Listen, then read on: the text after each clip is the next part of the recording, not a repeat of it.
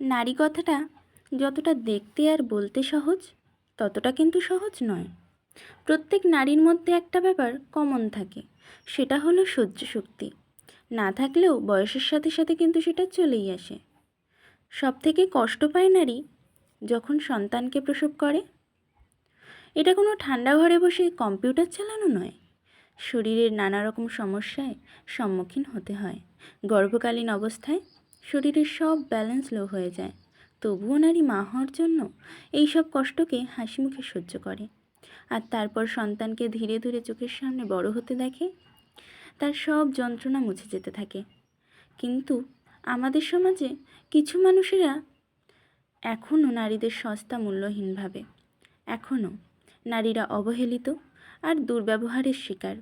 আসলে দোষটা সম্পূর্ণ তাদের নয়, নারীরা নিজেরাই জানে না তাদের মধ্যে কতটা অমৃত শক্তি আছে, যেটা তারা সুপ্ত রেখেছে। কথায় আছে না, ইচ্ছে থাকলে উপায় হয়। হার মেনে নেওয়া খুব সহজ, কিন্তু হেরেও হার না মানাটা মহান নারীর লক্ষণ। জীবন তো একটাই, চেষ্টা চালিয়ে যাও, সুযোগ তোমার আসবেই। মানুষ ছেড়ে যাওয়ার জন্য যত অজুহাত বানায়, যদি থেকে যাওয়ার জন্য একটা কারণ খুঁজতো, তবে বিচ্ছেদ নয়, এই শহরে প্রতিটা সম্পর্ক পূর্ণতা পেত।